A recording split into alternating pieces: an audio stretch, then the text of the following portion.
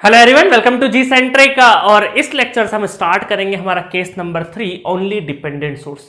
तो अभी तक के हम लोग जो प्रीवियस लेक्चर पढ़े हम लोगों ने उसमें क्या देख चुके हैं, दो केसेस के बारे में बहुत ही डिटेल वर्जन में डिस्कस कर चुके हैं। पहला था हमारा इंडिपेंडेंट सोर्स, दूसरा केस था जिसमें डिपेंडेंट और इंडिपेंडेंट दो टाइप के न्यूमेरिकल हम लोगों ने लिए। अब थर्ड जो है जिसमें सिर्फ और सिर्फ डिपेंडेंट सोर्स रहेंगे और ये काफी पॉपुलर केस है। ठीक है, यहां से क्वेश्चंस आपसे पूछे भी जाते हैं एग्जाम में। देखिए, आपको मैंने बहुत पहले जब डिपेंडेंट और इंडिपेंडेंट सोर्सेस पढ़ाए थे तब मैंने एक बात बोली थी कि अगर किसी नेटवर्क में सिर्फ और सिर्फ डिपेंडेंट सोर्स है तो वो नेटवर्क पूरा का पूरा क्या रहता है, पैसिव नेटवर्क कहलाता है, जिसको हम क्या बोल सकते हैं, डेड नेटवर्क भी बोल सकते हैं, डेड सर्किट भी बोल सकते हैं। तो क्या मैं इसको अभी इस सर्किट में मुझे क्या नजर आ रहा है, कोई भी इंडिपेंडेंट सोर्स नजर नहीं आ रहा है, इस पूरे नेटवर्क में सिर्फ और सिर्फ डिपेंडेंट सोर्स है, तो ये असल में क्या है, मुर्दा है, मतलब कि डेड सर्किट है।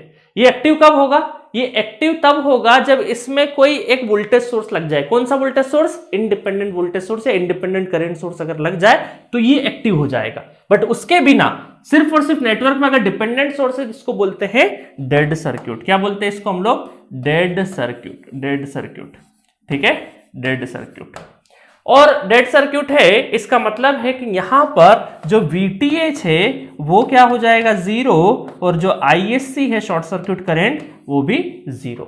ना तो कोई ओपन सर्किट वोल्टेज निकलेगा ना ही हमारा शॉर्ट सर्किट करंट निकलेगा, दोनों जीरो हो गए। तो अब आपके मन में क्वेश्चन होगा कि सर इसका मतलब थेवेनिन नॉर्टन पॉसिबल ही नहीं है क्या, क्योंकि VTH जीरो कर दिया, ISC जीरो कर दिया। बट मैं बोलूंगा नहीं, पॉसिबल है, पॉसिबल है। इनके जीरो होने के बावजूद भी हम लोग थेवेनिन मॉडल और नॉर्टन मॉडल बना सकते हैं, क्योंकि एक पैरामीटर अभी भी निकाला जा सकता है। कौन सा पैरामीटर निकाला जा सकता है अभी भी, आप बोलेंगे सर RTH क्या निकाला जा सकता है। RTH के बारे में क्या कहें, है ना, RTH या फिर इसको RN बोल दें, नॉर्टन की भाषा में RN बोल दें, है तो एक ही चीज। तो पूरे थेवेनिन और नॉर्टन मॉडल की अगर बात करें तो तीन पैरामीटर होते हैं हमें मॉडल बनाने के लिए, कि VTH, RTH या फिर ISC और RN। तो इसमें ये दो तो जीरो हो गएगा, डेड सर्किट हो जाएगा। तो क्या ये निकाला जा सकता है। अब इसको निकालने की दो मेथड पढ़ी है हमने। मेथड नंबर वन क्या कहती है कि RTH अगर आपको निकालना है तो VTH डिवाइडेड बाय ISC का रेशो कर दो। तो इसका मतलब ये तो दोनों जीरो, इसका मतलब इस मेथड से तो हम लोग कुछ भी नहीं निकाल पाएंगे, क्योंकि इस मेथड VTH और ISC तो जीरो ही जीरो है। तो जीरो बाय जीरो, इसका मतलब इनडिटरमिनेट फॉर्म, तो ये हमारा वैलिड नहीं है। तो फर्स्ट मेथड हमारा RTH निकालने का पहला मेथड तो नहीं है। ठीक है, सेकेंड मेथड और क्या पढ़ा हम लोगों ने, सेकेंड मेथड पढ़ा जिसमें हमने क्या किया, एक इंडिपेंडेंट वोल्टेज सोर्स कनेक्ट कर दिया और उससे जाने वाला करंट, उस रेशो को बोल दिया हमने RTH। तो क्या वो ऐसा पॉसिबल है इसमें, देखिए इस सेकेंड मेथड से क्या होगा, सेकेंड मेथड से जैसे ही आप एक इंडिपेंडेंट वोल्टेज सोर्स लगाओगे तो ये नेटवर्क क्या हो जाएगा, जिंदा हो जाएगा, है ना, अलाइव हो जाएगा। तो इसका मतलब है कि ये इस नेटवर्क में ये काम करने लगेगा। तो इसका मतलब इस मेथड से हम लोग क्या कर सकते हैं, हमारा RTH फाइंड आउट कर सकते हैं। तो कंक्लूजन ये है ना, कंक्लूजन फ्रेंड्स ये है कि जब भी कभी सिर्फ और सिर्फ डिपेंडेंट सोर्स आ जाए तो वहां पर VTH ISC नहीं रहेगा, क्योंकि डेड सर्किट है। और RTH निकाला जा सकता है, बट RTH कौन सी मेथड से निकाला जा सकता है, सेकेंड मेथड से। फर्स्ट मेथड वर्क नहीं करेगा। ठीक है, चलिए इस क्वेश्चन को करते हैं। तो अल्टीमेटली इस तरह के क्वेश्चन जब भी पूछे जाएंगे तो आपको ज्यादातर RTH ही पूछा जाता है। ठीक है, चलो फटाफट निकाल देते हैं। तो इसको मैं कॉपी कर लेता हूं, चलिए ये मैंने कॉपी पेस्ट कर दिया। ठीक है, चलो अब फटाफट क्या कर देते हैं, यहां पर हमें पता है कि डेड नेटवर्क है तो सिर्फ रेजिस्टेंस पॉसिबल है। तो यहां पर हम लोग एक वोल्टेज V लगा देते हैं और यहां से करंट जो फ्लो होगा तो RTH क्या कहलाएगा आपका, V/I का रेशो RTH कहलाएगा। ठीक है, अब देखिए मजेदार बात यह है कि यहां पर ये V1 और V एक दूसरे के क्या एग्जैक्टली पैरेलल है। तो हम ये बोल सकते हैं कि हम लोग ये V1 बोल दूं या V बोल दूं, बात तो एक ही है, क्योंकि ये दोनों वोल्टेज क्या है, बराबर है। तो V1/I भी बोल सकते हैं। अब इस क्वेश्चन को आप जैसा मर्जी चाहे वैसा कर सकते हैं। आप चाहें तो इस पॉइंट पे, क्योंकि इस पॉइंट का वोल्टेज क्या हो जाएगा, इस पॉइंट का वोल्टेज यही V1 हो जाएगा। ठीक है, क्योंकि ये हमारा अगर ग्राउंड पोटेंशियल मान ले तो ये हमारा क्या है, V1 ही हो जाएगा। और इसको आप V2 वोल्टेज मान के नोडल लगा के भी सॉल्व कर सकते हो। बट मैं इस क्वेश्चन को थोड़ा सा अलग तरीके से सॉल्व कराऊंगा। देखिए क्यों ना हम यहां पर सोर्स ट्रांसफॉर्मेशन यूज कर ले कि अगर मुझे इस करंट सोर्स के पैरेलल में, चाहे डिपेंडेंट हो, करंट सोर्स के पैरेलल में अगर रेजिस्टेंस है, क्योंकि इस रेजिस्टेंस के क्रॉस तो कुछ निकालना नहीं है मुझे, तो मैं यहां पर सोर्स ट्रांसफॉर्मेशन लगा दूं, तो इसको मैं वोल्टेज सोर्स में कन्वर्ट कर लूं। तो अगर इसको मैं देखूं कि किस तरीके से कर सकते हैं, देखिएगा इस सर्किट को मैं कुछ इस तरीके से बना दूं वापस से, ठीक है, और यहां पर मैं क्या कर देता हूं, इसको हटा देता हूं, ठीक है। सोर्स ट्रांसफॉर्मेशन याद है ना कैसे किया था सोर्स ट्रांसफॉर्मेशन हमने, इसको मैं हटा देता हूं, इसको भी मैं हटा देता हूं, ठीक है। सोर्स ट्रांसफॉर्मेशन में करंट सोर्स से हम लोग वोल्टेज सोर्स बना रहे हैं, तो ये लग जाएगा आपका सीरीज में, कितना था 200 ओम। साथ में यहां पर पोलरिटी देखो डाउनवर्ड है, तो माइनस और प्लस, प्लस मतलब कि प्लस साइड में एरो रहता है, तो ये वाली पोलरिटी बनेगी। और वोल्टेज क्या बन जाएगा, वोल्टेज क्या बन जाएगा, ये करंट का वैल्यू इनटू, मतलब voltage equal to I into R, तो ये आई की वैल्यू इंटू आर, तो ये बन जाएगा आपका 40 आई, है ना, मतलब कि 200 इंटू 0.2 V1, तो 40 V1। तो असल में हमने क्या किया, एक डिपेंडेंट करंट सोर्सेस को वोल्टेज सोर्स में कन्वर्ट कर लिया थ्रू सोर्स ट्रांसफॉर्मेशन, ताकि हमारी सोर्स ट्रांसफॉर्मेशन की प्रैक्टिस भी हो गई। अब ऐसे स्टूडेंट जिनको लग रहा है कि सर सोर्स ट्रांसफॉर्मेशन कभी क्लिक नहीं किया, तो कोई दिक्कत नहीं, आप नोडल से सॉल्व कर लो, आंसर सेम आएगा, ठीक है। चलो अब फटाफट कर देते, तो यहां पर इस क्वेश्चन में हम करेंगे, यहां से हम लगा देंगे, ये हमारा V तो लगा हुआ था ऑलरेडी, यहां से करंट I है, और अब हमें ये वोल्टेज तो पता है V1, तो सिर्फ एक नोडल एक्सप्रेशन लिख दे, तो इस पे अगर नोडल लगा देंगे हम लोग, इस पे नोडल लगा देंगे, तो ये आ जाएगा V1 plus 40 V1 divided bye 200 plus 50 250, ठीक है, प्लस यहां पर हम ये बोल सकते हैं कि V1 डिवाइडेड बाय 100, V1 क्योंकि ये ग्राउंड पोटेंशियल है, ठीक है, और ये इनकमिंग है, तो इनकमिंग इक्वल टू I। अब देखो पूरी इक्वेशन V1 और I से ही है, बस इसको सॉल्व कर लेंगे और इसका रेशो आ जाएगा V1 डिवाइडेड बाय I, इसी को हम RTH बोल देंगे, और ये आ जाएगा 5.74 ओम, ठीक है। तो ये हो जाएगा हमारा RTH। आप में से बहुत सारे लोग अगर इसको नोडल से करोगे तो भी आपका आंसर सही आएगा, कोई दिक्कत वाली बात नहीं है, ठीक है। तो सोर्स ट्रांसफॉर्मेशन कई बार आपको क्या कर देगा, थोड़ा सा एक एक्स्ट्रा एज दे देगा और आपकी स्टेप्स काफी कम हो जाएगी, ठीक है। चलिए नेक्स्ट क्वेश्चन करते हैं। क्वेश्चन नंबर 292 गेट 2015 का बहुत ही ब्यूटीफुल क्वेश्चन है। इस क्वेश्चन में भी क्या है, सिंपली आपको देखो क्या दे रखा है, डिपेंडेंट सोर्स गिवन है, और यहां पर भी हम क्या करेंगे, डिपेंडेंट सोर्स में क्या किया, in the circuit the Norton equivalent register. अच्छा मैं पिछले क्वेश्चन का आपको वो बता देता हूं, थेवेनिन्स और नॉर्टन मॉडल कैसे बनेंगे, है ना, पहले क्वेश्चन है तो इसका थेवेनिन्स और नॉर्टन मॉडल बता देता हूं। अगर मैं थेवेनिन्स मॉडल की बात करता हूं, तो थेवेनिन्स मॉडल कैसे बन जाएगा, वोल्टेज सोर्स हमारा क्या है VTH क्या है 0 है, तो ये शॉर्ट, और यहां पे हो जाएगा आपका RTH, तो ये बन गया हमारा थेवेनिन्स मॉडल, ठीक है।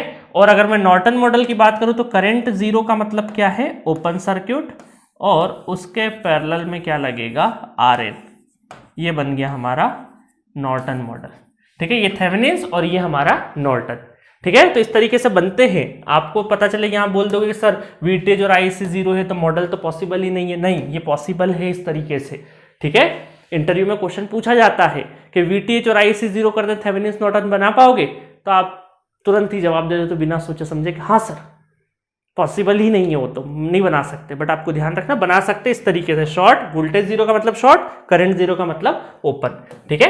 चलिए तो अब हमें क्या पूछा है यहाँ पे, नॉर्टन इक्विवेलेंट रेजिस्टेंस पूछा है, ठीक है, इस क्वेश्चन में। तो यहां पर हमें क्या करना है, देखो यहां पर वापस से वही मेथड, क्योंकि VTH निकालने का एक ही मेथड है, वोल्टेज लगाया, और देखो अब गलती से कई बार स्टूडेंट क्या करता है, I करंट फ्लो करा देते, बट इस क्वेश्चन में ऑलरेडी I के फॉर्म में एक डिपेंडेंट वेरिएबल ऑलरेडी I के फॉर्म में है, तो उसको वापस दोबारा हम अगर I में ले लेंगे तो गलती होने के चांसेस है। तो हमें क्या करना है, यहां पे हम I नहीं ले सकते क्योंकि I ऑलरेडी क्वेश्चन में यूज कर लिया है, अब हमें यहां पे बदलना पड़ेगा, इसको I1 कर दो, कोई दिक्कत नहीं है। तो RTH क्या हो जाएगा हमारा, RTH हो जाएगा V डिवाइडेड बाय I1 का रेशो, ठीक है। अब इस क्वेश्चन को भी आप चाहो तो नोडल से कर सकते हो, जो जैसे श्रद्धा भक्ति में सब कुछ सिखा चुका हूं आपको, अब क्वेश्चन आपके हाथ में है, क्या करना है ऑलरेडी पता है, अब आप सॉल्व कर सकते हो किसी भी मेथड से।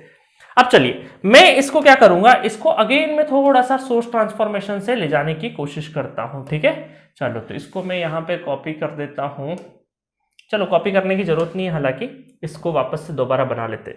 देखो मैं क्या करता हूं, इस सर्किट को वापस से सोर्स ट्रांसफॉर्मेशन लगा देता हूं। कैसे सोर्स ट्रांसफॉर्मेशन लगा दूंगा, इसको देखना, क्या मैं ये वोल्टेज सोर्स के पैरेलल में जो रेजिस्टेंस है इसको करंट सोर्स में चेंज कर सकता हूं? बिल्कुल कर सकता हूं। क्यों? क्योंकि इस 2 ओम के अक्रॉस तो हमें कुछ फाइंड आउट तो नहीं करना, ये चेक करना जरूरी नहीं, तो सोर्स ट्रांसफॉर्मेशन बिगड़ जाएगा, है ना। ऑलरेडी मैं प्रूफ करा चुका हूं सोर्स ट्रांसफॉर्मेशन के लिमिटेशन है, उन लिमिटेशन का ध्यान रखते हुए सोर्स ट्रांसफॉर्मेशन लगाना है, ठीक है। तो इस वोल्टेज सोर्स के इस सीरीज में जो रेजिस्टेंस है, क्या उसके अक्रॉस कुछ निकालना है? क्या नहीं निकालना है हमें, ठीक है। जो भी डिपेंडेंट वेरिएबल है वो किसी दूसरे रेजिस्टेंस में दे रखा है, जिस भी रेजिस्टेंस में डिपेंडेंट वेरिएबल है उसको छेड़खानी नहीं करेंगे। तो बिल्कुल कर सकता है, अभी तो कुछ भी नहीं निकालना है। तो इस वोल्टेज सोर्स को करंट सोर्स बना दूंगा, तो ये बन जाएगा करंट सोर्स, और इसकी जो पोलरिटी है वो अपवर्ड रहेगी, क्योंकि पॉजिटिव निगेटिव का एरो कहाँ है, अपवर्ड साइड है, ठीक है। कैसे देखते हैं एरो, ये मत पूछना, ऑलरेडी पावर और एनर्जी कैलकुलेशन में ये एरो का मतलब बता चुका हूं मैं, ठीक है। और अब देखो ये कहां लग जाएगा, पैरेलल में लग जाएगा, है ना, ये पैरेलल में लगेगा, 2 ओम पैरेलल में लगेगा ना करंट सोर्स में। तो ये 2 ओम और ये 2 ओम दोनों पैरेलल में है, तो एक रेजिस्टेंस बना दूं, तो 2 ओम का पैरेलल क्या हो जाएगा, 1 ओम हो जाएगा। तो मैं डायरेक्टली एक स्टेप स्किप करके डायरेक्टली यहां पर 1 ओम लगा दे रहा हूं। किसी को कोई डाउट? करंट सोर्स में क्या होता है, ये रेजिस्टेंस पैरेलल में आ जाता है, और ऑलरेडी 2 ओम पैरेलल में दोनों इक्वल वैल्यू का मैंने 1 ओम कर दिया, ठीक है। तो क्वेश्चन हमारा क्या हो गया, थोड़ा सा जो सर्किट है थोड़ा सा आसान हो गया, और ये ऑलरेडी 4 ओम यहाँ पे अवेलेबल है, और ये हमारा प्लस माइनस V, और यहां से करंट जा रहा है I1, है ना, I मत कर देना। ये क्या, अच्छा ये क्या हो जाएगा, voltage divided by this resistance, तो 4i डिवाइडेड बाई 2, तो ये कितना हो जाएगा 2i, है ना। इसको करंट मत समझ लेना, है ना, ये डिपेंडेंट सोर्सेस है, डिपेंडेंट सोर्सेस में जो दिखता है वो होता नहीं है, जो पोलरिटी है पोलरिटी से डिसाइड होता है सोर्स का नाम, ठीक है। ये सारी चीजें बेसिक्स में ऑलरेडी मैं बता चुका हूं। अच्छा, और यहाँ पे आई करंट कहां जा रहा है, ये आई डिपेंडेंट जो वेरिएबल है वो यहां पर है। चलो अब हम क्या कर सकते हैं, अब हमें पता है कि ये है हमारा ग्राउंड पोटेंशियल, ये हमारा ग्राउंड पोटेंशियल, और ये हमारा क्या है V वोल्टेज, यही वोल्टेज पूरे पे अप्लाई हो जाएगा। तो एक नोडल एक्सप्रेशन लिख दूं अगर मैं, तो यहां पर कितना हो जाएगा, V डिवाइडेड बाई 1, है ना, V minus 0 divided by 1 plus यहां पर और क्या हो जाएगा, और हो जाएगा हमारा V डिवाइडेड, तो V बाई 4, ठीक है। और क्या हो गया, ये इनकमिंग है, इनकमिंग दोनों के दोनों इनकमिंग है, तो ये कितना हो जाएगा 2i, यहां पे इनकमिंग है, ठीक है। और यहां पर क्या है, IB है हमारा इनकमिंग। अब इस एक्सप्रेशन में हमें क्या चाहिए, रेशो V और I1 का चाहिए। तो ये जो I है डिपेंडेंट वेरिएबल, ये हमें हटाना है किसी हाल में। तो देखो हटाने के लिए आपको ये पता है कि यहां पर एक क्लू दे रखा है कि यही वोल्टेज यहां पे अप्लाई हो रहा है, ठीक है। तो हम ये बोल सकते हैं कि करंट I की वैल्यू अगर मैं लिखूं तो V/4 लिख सकता हूं। तो I को क्या लिख सकता हूं, V/4, तो बस कर देते हैं यहां पे, तो V divided by 1 plus V/4 into 2 into यहां पर भी V/4 प्लस I1। तो अब पूरा का पूरा इक्वेशन हमारा V और I1 के फॉर्म में आ चुका है। तो 2V1 और इधर आएगा, तो ये ऑलरेडी V है, ये 2V1 चलो मैं कर देता हूं ताकि आपके लिए आसान हो थोड़ी सी चीजें, 4 इक्वल टू I1, ठीक है। तो 1/4 मतलब ये एलसीएम तो सेम हो जाएगा, -1, तो V divided by 4 equal to I1, 4 में से 1 चले जाएगा 3, 3/4, तो ये हो जाएगा 4/3, तो V divided by I1 equal to 4/3, that is 1.33 ohm. तो ये हो गया हमारा RTH, ठीक है। आप में से बहुत सारे लोगों ने अगर इस क्वेश्चन को नोडल से सॉल्व किया होगा तो थोड़ी सी ज्यादा स्टेप्स लगी होगी, और उससे भी सॉल्व हो जाएगा। तो आपकी जैसे श्रद्धा भक्ति, आपको सोर्स ट्रांसफॉर्मेशन जब भी लगाओ तो आप ध्यान से लगाना, कहीं गड़बड़ नहीं हो जाए। नॉर्मली नोडल भी लगा सकते हो, कोई दिक्कत नहीं, वहां से भी आपका आंसर सही आएगा। तो समझ में आया किस तरीके से हमने सोर्स ट्रांसफॉर्मेशन का, ये प्रैक्टिस के लिए मैंने सोर्स ट्रांसफॉर्मेशन से कराया, या कई बार मेरे पुराने लेक्चर देखोगे तो इसको मैं नोडल से भी कराता हूं कई बार, ठीक है। बट सोर्स ट्रांसफॉर्मेशन का एक बार प्रैक्टिस हो जाए, कहीं भूल तो नहीं गए हो, इस वजह से मैंने दोनों क्वेश्चन में सोर्स ट्रांसफॉर्मेशन यूज किया है। ठीक है, चलिए नेक्स्ट क्वेश्चन की तरफ बढ़ते हैं। सो नेक्स्ट क्वेश्चन देखते हैं, क्वेश्चन नंबर 293, गेट 2012 का बहुत ही अच्छा क्वेश्चन है। ये क्वेश्चन आपको लगभग तीनों ब्रांच में पूछा गया कभी ना कभी। ठीक है, और ये क्वेश्चन कई बार जब पब्लिश हुआ 2012 में, उसके बाद कई सारी जो नॉन गेट एग्जामिनेशन है उसमें डायरेक्ट आया हुआ क्वेश्चन है। ठीक है, क्योंकि दिखने में थोड़ा डेंजर दिखता है बट क्वेश्चन बड़ा आसान है। सबसे पहले इसमें पूछा है सबसे पहले क्या एक ही क्वेश्चन पूछा है, the impedance looking into nodes 1 and node 2 in the given circuit, मतलब 1 और 2 के बीच में हमें क्या निकालना है, इंपिडेंस निकालना है। और ऑप्शंस दे रखे हैं आपको ओम में और कुछ ऑप्शन है किलो ओम में। ठीक है, अब देखिए इसको ध्यान से देखिए, यहां पर कोई भी इंडिपेंडेंट सोर्स है क्या, नहीं है, सिर्फ और सिर्फ डिपेंडेंट सोर्स है। ये 9 किलो ओम है, ये 1 किलो ओम है, ये 100 ओम है, तो गड़बड़ मत कर देना क्वेश्चन सॉल्व करने में, सबको किलो मत ले लेना। 2 किलो में है और एक नॉर्मल में है। अब मैं क्या करता हूं, यहां पर सबसे पहले एक वोल्टेज सोर्स लगा दिया हमने V, और यहां से करंट I इंजेक्ट कर लिया। और कोई I तो नहीं है, बिल्कुल नहीं है। ये जो डिपेंडेंट वेरिएबल है ये IB के फॉर्म में है। ठीक है, और मैं क्या कर देता हूं, इसको थोड़ी देर के लिए यहां पर देखिए, ये है हमारा ग्राउंड पोटेंशियल, ये है। अच्छा, मैं इसी में कर दे रहा हूं, एक काम करता हूं, मैं इसको थोड़ा सा कॉपी पेस्ट करके अलग करता, ताकि आपको क्वेश्चन में नोट्स अच्छे बन जाएंगे। ठीक है, इसको मैं कॉपी कर देता हूं, और ठीक है, तो ये मैंने यहाँ पे अलग से बना दिया है ये सर्क्यूट। ठीक है, ताकि आपको थोड़ा सा अच्छे से दिखे। तो यहां पर मैं क्या करूंगा, ये है मेरा प्लस माइनस V। ठीक है, प्लस माइनस V, इसको थोड़ा सा अच्छे से बना देता हूं।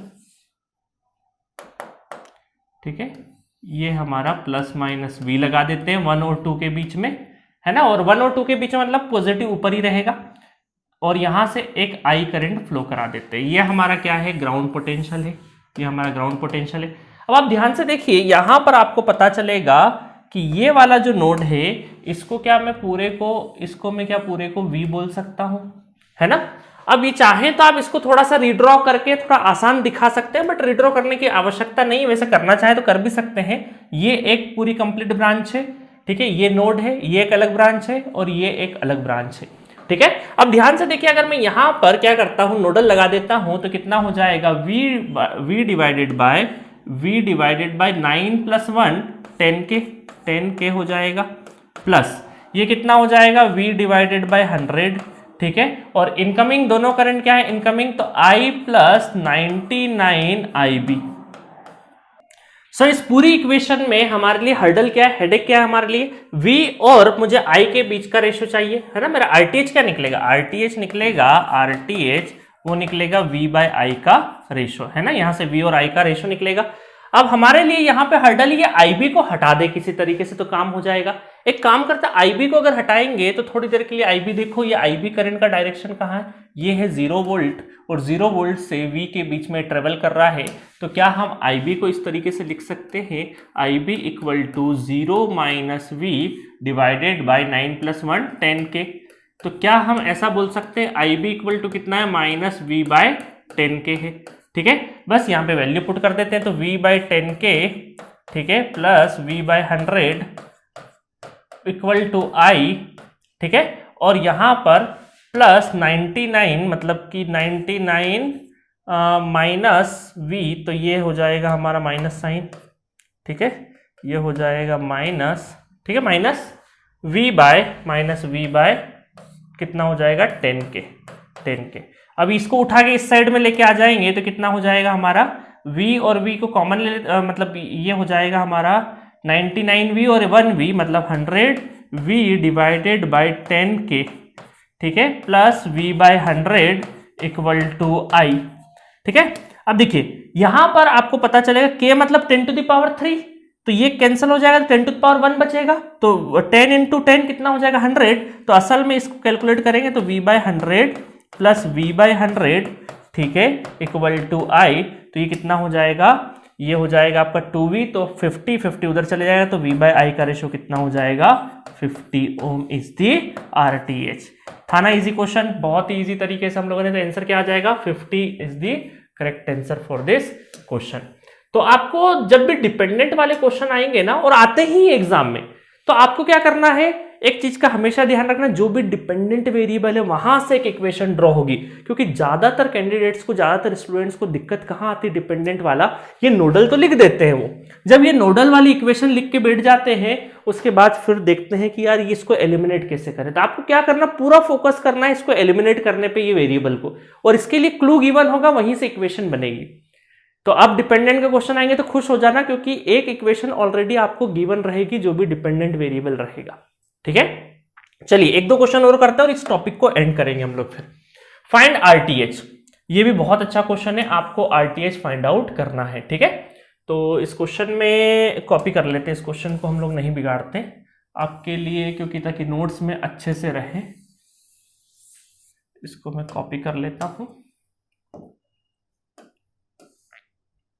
ठीक है, चलो इधर कर लेते हैं। अब हमें आरटीएच निकालना है, ये भी क्या है पूरा पूरा। अब यहाँ पे क्या है, दो डिपेंडेंट सोर्सेस गिवन है, अभी तक हम लोग एक डिपेंडेंट सोर्सेस से करते आए, इसमें क्या है दो डिपेंडेंट सोर्सेस हैं। तो अब यहां पर आपको क्या करना है, देखो इसकी डिपेंडेंसी किस पे, आई बी कहां पे गिवन है, यहां पे गिवन है, आई ए कहां पे गिवन है, यहां पे गिवन है ना, दोनों रेजिस्टेंसेस पे इनके जो करंट वेरिएबल है, जो डिपेंडेंट वेरिएबल है वो गिवन है। अब हमें क्या करना है, यहां से वोल्टेज प्लस माइनस वी लगा देना है और आई करंट का रेशो चाहिए। ठीक है, तो अल्टीमेटली अगर हमें कुछ भी समझ में नहीं आ रहा तो हम क्या करेंगे, डायरेक्टली हम लोग नोडल लगा सकते हैं। अब देखिए आप यहां पर सोर्स ट्रांसफॉर्मेशन नहीं लगा सकते, क्योंकि यहां पर डिपेंडेंसी वाला जो वेरिएबल है वो चेंज हो सकता है। ठीक है, इस वजह से यहां गलती मत कर देना सोर्स ट्रांसफॉर्मेशन लगाने की। तो हम लोग डायरेक्टली क्या करेंगे, देखो सोर्स ट्रांसफॉर्मेशन वही लगाओ जो 100% कॉन्फिडेंट हो। ठीक है, अदरवाइज नहीं लगाना। बाकी नोडल जिंदाबाद, तो नोडल लगा दीजिए। तो इसको हम लोग वी वोल्टेज बोल देते हैं, V1 वोल्टेज बोल देते हैं, और इसको वोल्टेज को बोल देते हैं यही V वोल्टेज, क्योंकि ये हमारा क्या है, ग्राउंड। ठीक है, तो नोडल एक्सप्रेशन लिख देते हैं। नोडल एक्सप्रेशन क्या आ जाएगा हमारा, नोडल देखते हैं फटाफट पहले वहां से। तो ये कितना हो जाएगा हमारा, चलो मैं इधर की साइड में लिख देता हूं, ये हो जाएगा V1 डिवाइडेड बाय 100।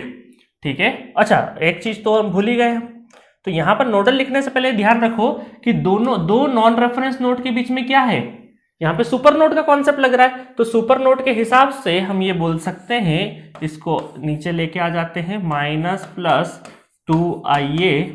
ठीक है, और ये दो नोड कौन से हो गए हमारे, V1 और V। पॉजिटिव किस साइड में, इस साइड, नेगेटिव इधर, तो V minus V1 equal to 2IA। तो एक इक्वेशन तो हमारी यहीं से मिल गई हमें।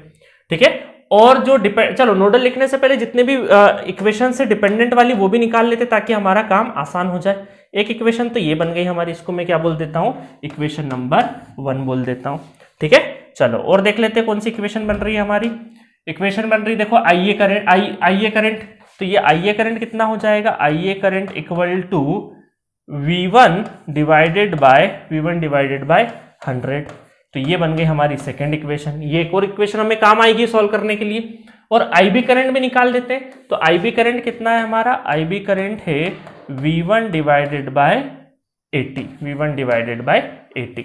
ठीक है, अब देखो यहां पर आपको V minus V1 equal to 2IA, तो IA की अगर मैं यहां पे वैल्यू पुट कर दूं, ठीक है, तो यहां से कितना निकल आएगा, ये निकल आएगा मेरा, कलर चेंज कर लेते थोड़ा। ठीक है, ये निकल आएगा V minus V1 equal to 2 into V1 by 100। ठीक है, तो ये हो जाएगा 50, तो V equal to V1 by 50 plus V1। इसका मतलब है कि V इक्वल टू कितना हो जाएगा, 51 बाय 50 इंटू V1।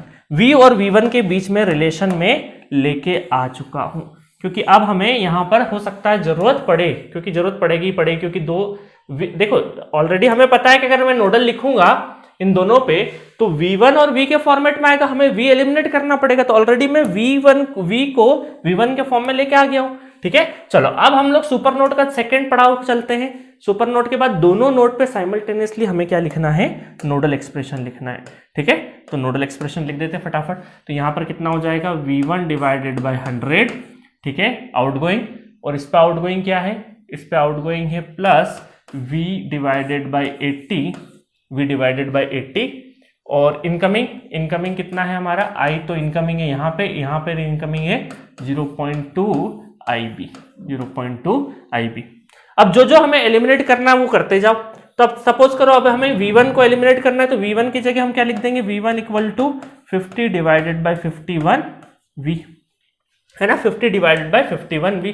तो यहां पर हम क्या कर देंगे, 50 डिवाइडेड बाई 51, ठीक है, इंटू v, और ये 100 लेके आ गया, ठीक है, प्लस v डिवाइडेड बाई 80, ये ऑलरेडी है, प्लस i तो हमें चाहिए, प्लस 0.2 इंटू IB की वैल्यू कितनी, v1 बाई 80, दोनों v1 नहीं है, IB की वैल्यू v डिवाइडेड बाई 80 है ना, यहाँ पे गड़बड़ हो गई हमसे, ये 1 हटा लो, v डिवाइडेड बाई 80 है ना IB, तो इस चीज का ध्यान रखना है ना, गलती हो सकती है, v डिवाइडेड बाई 80, ठीक है। बस अब पूरी इक्वेशन कायम हो गई, v ये सारा कैलकुलेट करके इस साइड में लेके आ जाना, ठीक है। तो इसको सॉल्व कर लेना, ये 50 है, 50 दूना 100, तो v divided bye 102, v divided by 80, और माइनस कितना हो जाएगा, माइनस हो जाएगा, ये हो जाएगा आपका 0.2 v divided by 80 equal to i। इसको सॉल्व कर लेना, तो आपका v बाई आई रेशो आ जाएगा, जिसको हम लोग क्या बोलेंगे, RTH बोलेंगे, वो आ जाएगा 50.49 ओम इज द आंसर, ठीक है। तो थोड़ा सा कैलकुलेटिव है ये, थोड़ा सा यहाँ पे कैलकुलेशन करना है, अदरवाइज ये क्वेश्चन बहुत ही इंटरेस्टिंग है, क्योंकि यहाँ पर दो डिपेंडेंट वेरिएबल थे और उससे हमें एक इक्वेशन को दूसरे इक्वेशन में तीसरे में पुट करके इस तरीके से सॉल्व करना है। तो कैलकुलेशन देखिए, कई बार नेटवर्क में क्या होगा ना, आप जाते जाएंगे, एक पेज भरेगा, 2 पेज भरेगा, 2.5 पेज भरेगा, और पता नहीं चल रहा है क्या कैलकुलेट कर रहे हैं। तो प्लीज पेन चलाने के पहले दिमाग चलाना है, पूरी प्लानिंग करना है कि किस तरीके से क्वेश्चन को करना है। देखो हमने इस क्वेश्चन में क्या किया, हमें पता है सुपर नोड हो गया, उसके बाद हमें पता है कि 2 नोडल लिखेंगे, नोडल इक्वेशन लिखेंगे, तो वहां पर एलिमिनेट करके v1 को तो एलिमिनेट करना पड़ेगा। तो हमने जो क्लू वाली इक्वेशन है वो उनको पहले ही लिख लिया, ताकि उसको पहले ही सिंप्लीफाई कर दिया, ताकि हमें जब हम यहाँ पे नोडल लिखे तब हमें डायरेक्टली हमारे पास जो छोटी छोटी इक्वेशन, छोटे छोटे क्लू है वो रिप्लेस करते जाए, तो हमारा काम आसान हो जाएगा, ठीक है। चलिए नेक्स्ट क्वेश्चन की तरफ बढ़ते हैं। चलिए नेक्स्ट क्वेश्चन देखते हैं, question number 295, find RTH in terms of alpha. Alpha है, इसके टर्म में ही आपको RTH फाइंड आउट करना है, ठीक है। क्योंकि जनरली ऑफलाइन में क्वेश्चन देता हूं ना मैं, तो क्या बोलते हैं, स्टूडेंट पूछते हैं कि सर RTH तो अल्फा की टर्म में, तो अल्फा की वैल्यू क्या होगी, इसलिए मैंने क्वेश्चन में पहले ही लिख दिया, इन टर्म्स ऑफ अल्फा आपको निकालना है। आप में से बहुत सारे लोगों का क्वेश्चन तक, सर ये ऑफलाइन क्लासेस कहाँ चलती है ना, जी सेंटर का कोई भी ऑफलाइन क्लास नहीं चलता है, बट जी सेंटर चालू करने के पहले पूरे भारतवर्ष में 35 to 40 सिटी मैंने पढ़ाया है अलग अलग जगह पे, उसके बाद जी सेंटर की स्थापना करी है। तो जब भी मैं बोलता हूँ ऑफलाइन, तो मैंने पूरे नॉर्थन रीजन में बहुत जगह सर्विस दी है, तो उसके लिए मैं बोलता हूँ, ठीक है। चलिए तो यहां पर हम लोग वापस से डिपेंडेंट सोर्स है, हमें क्या निकालना है, RTH निकालना है। तो बस यहां पर हम लोग क्या कर देंगे, V को कनेक्ट कर देंगे, और करंट कौन सा फ्लो हो रहा है, I1 करंट ही फ्लो हो रहा है, इस बार जो क्लू दिया वही करंट फ्लो हो रहा है, तो अलग से हम इंट्रोड्यूस नहीं करेंगे। तो RTH कितना हो जाएगा, V डिवाइडेड बाई I1 का रेशो, ठीक है। चलो अब इसको करने के लिए हम लोग नोडल लगाएं, तो इसमें यहां पर V1 कंसिडर कर लेते हैं थोड़ी देर के लिए।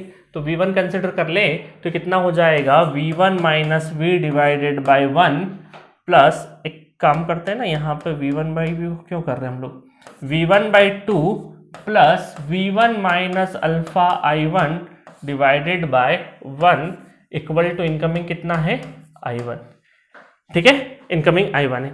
अब हमारे लिए हर्डल क्या है, यहाँ पे हर्डल है V1 को एलिमिनेट कर लो, क्योंकि बाकी अल्फा तो चाहिए, I1 भी चाहिए, तो V के फॉर्म में लेके आना है V1 को। तो पहले थोड़ा सा सिंप्लीफाई कर ले, अगर इसको हम लोग तो थोड़ा सिंप्लीफाई कर ले, तो ये 2 LCM आ जाएगा, 2 उधर चले जाएगा, और 2 और 1 3V1 minus 2 alpha I1 equal to I1, ठीक है। तो यहाँ पर 3V1 की जगह आप क्या पुट कर दे वो देखना है हमें, ठीक है। अब देखिए यहाँ पर अगर मैं ये जो क्लू दे रखा है I1 करंट लिखूं, तो क्या मैं V minus V1 divided by 1 ऐसा लिख सकता हूं। तो इसका मतलब है कि V1 अगर मुझे लिखना है तो V1 इस साइड में ले जाऊं तो V माइनस I1 लिख सकते हैं। तो ये हो गई हमारी एक equation, V equal to V minus I1, ठीक है। तो क्या मैं V1 की जगह V माइनस I1 लिख दूं, और ये उस साइड में चले जाएगा, तो I1 प्लस 2 अल्फा I1, ठीक है। तो यहाँ पर ये कितना हो जाएगा, 3V minus 3I1 equal to I1 common ले लूँ, है ना, 1 प्लस 2 अल्फा और ये उस साइड में जाके फिर से कॉमन ले लेते हैं, तो ये कितना हो जाएगा 3v equal to 3i1, i1 फिर कॉमन ले लें, तो ये कितना हो जाएगा आपका, कुछ कैलकुलेशन एरर हुई क्या, 2, ओके ओके ओके, हमने यहाँ पे एलसीएम लिया था ना, एलसीएम लिया था डायरेक्टली, तो यहाँ 2 का मल्टीप्लाई होगा ना 2, वही लग रहा कुछ ना कुछ गड़बड़ लग रही थी। तो असल में ये हम क्या कर सकते हैं, इसको हटा दो, तो ये हो जाएगा आपका, इसको भी हटा दो,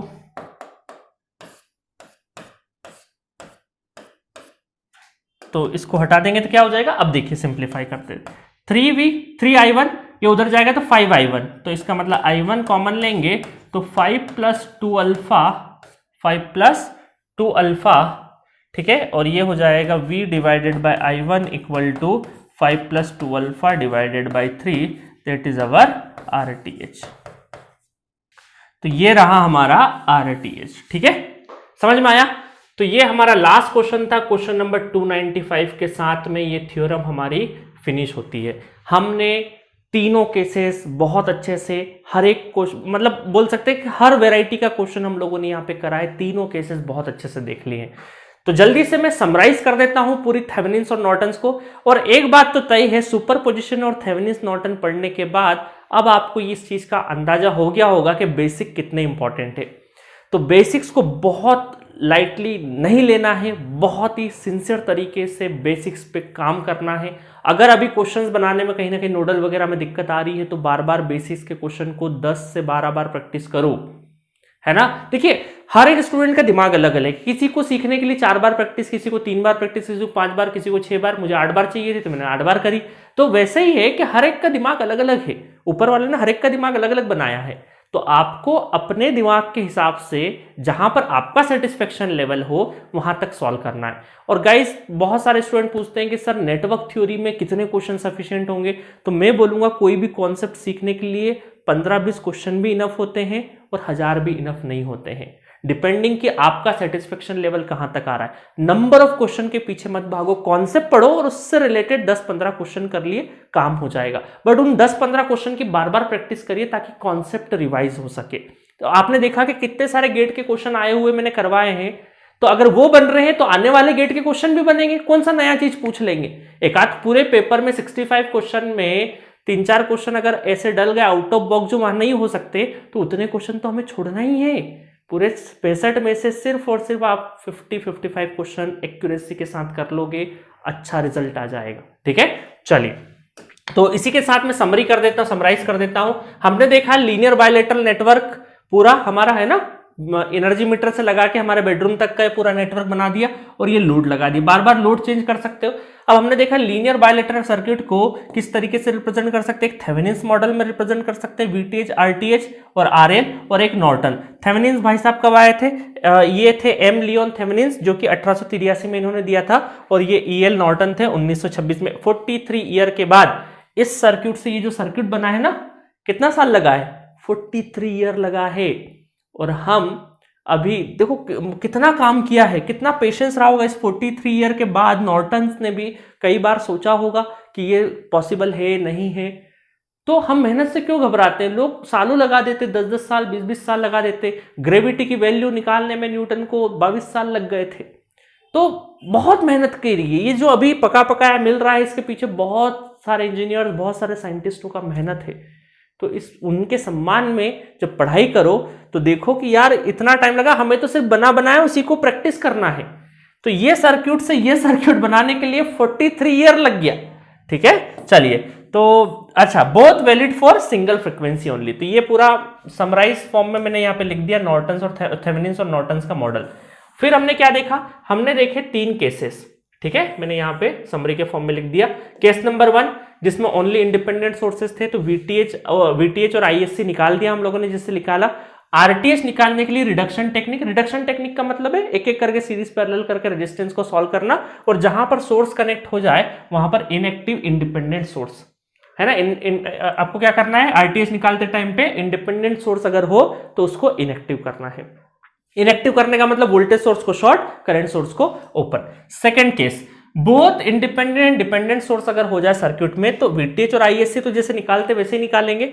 आरटीएच निकालने की दो मेथड है। मेथड नंबर 1, वीटीएच अपन आईएससी कर दो, उस टाइम पे do not disturb any source. Second method क्या है, वोल्टेज सोर्स लगा दो divided by current, inactive independent source. ये करते टाइम पे इनएक्टिव करना है इंडिपेंडेंट सोर्सेस को, ठीक है, इस चीज का खासा ध्यान रखना। और थर्ड केस क्या है हमारा, ओनली डिपेंडेंट सोर्स, जिसमें वीटीएच और आईएससी क्या हो जाता है, जीरो हो जाता है। इस वजह से पहली मेथड तो आरटीएच के लिए नहीं हो सकती। सेकेंड मेथड इसलिए अप्लीकेबल है क्योंकि आप जैसे ही वोल्टेज सोर्स लगाएंगे इंडिपेंडेंट, तो सर्किट क्या हो जाएगा, एक्टिव हो जाएगा, अलाइव हो जाएगा। इस चक्कर में यहां पर आरटीएच पॉसिबल है, और वो भी सेकेंड मेथड से ही, ठीक है। तो सेकेंड मेथड असल में क्या है, दो जगह पे यूज हो रही है। इसलिए आपने देखा होगा ज्यादातर क्वेश्चन में किससे कराता हूं, इस वाली मेथड से कराता हूं, क्योंकि ये जब केस सेकंड पढ़ रहे होते हैं ना, तो इस मेथड को मैं ज्यादा यूज करता हूं। क्यों, क्योंकि मुझे पता है थर्ड वाले केस में भी इसी मेथड को यूज करना है, ठीक है। तो इस तरीके से ये पूरा का पूरा मैंने समराइज फॉर्म आपके सामने लिख दिया है, ठीक है, ये पूरा थेवेनिन्स और नॉर्टन्स का। तो अब मेरे ख्याल से जो पहले लेक्चर में आपके दिमाग में बहुत सारे डाउट्स थे थेवेनिन्स और नॉर्टन्स को लेके, इस लेक्चर खत्म होते होते बहुत सारे क्वेश्चंस करे और अब आपके दिमाग से डर भाग गया होगा, ठीक है। थोड़ा कॉन्फिडेंस भी फील कर रहे होंगे कि हाँ अब मजा आ रहा है, ये तो ऐसे ही डरावना था। और आप अब याद करिए अपने डे 1 वाले नेटवर्क को, जब आप सीखना चालू करे थे केवीएल केसीएल, तब आपको मैं बता रहा था केवीएल केसीएल कितना इंपॉर्टेंट है, नोडल कितना इंपॉर्टेंट है। तब आपको इतना रियलाइजेशन नहीं होता, जब आप ये क्वेश्चन कर रहे हो अब, तब आपको ज्यादा उसकी वैल्यू होगी, ठीक है। और जैसे जैसे आप आगे बढ़ते जाओगे तो आपको वैल्यू पता चलती जाएगी चीजों की। अब हम लोग नेक्स्ट लेक्चर से स्टार्ट करेंगे हमारी next theorem, maximum power transfer theorem. और उस थ्योरम को पढ़ने से पहले आरटीएच, थेवेनिन्स और नॉर्टन्स के प्रैक्टिस 3 बार जरूर कर लेना। क्यों, क्योंकि मैक्सिमम पावर ट्रांसफर थ्योरम में अगर आपको आरटीएच और वीटीएच निकालते आता है तो आपकी 80% थ्योरम की प्रॉब्लम सॉल्व हो गई है, क्योंकि इसका यूज है उस थ्योरम में। तो मिलेंगे नेक्स्ट लेक्चर में मैक्सिमम पावर ट्रांसफर थ्योरम के साथ। Okay, thank you.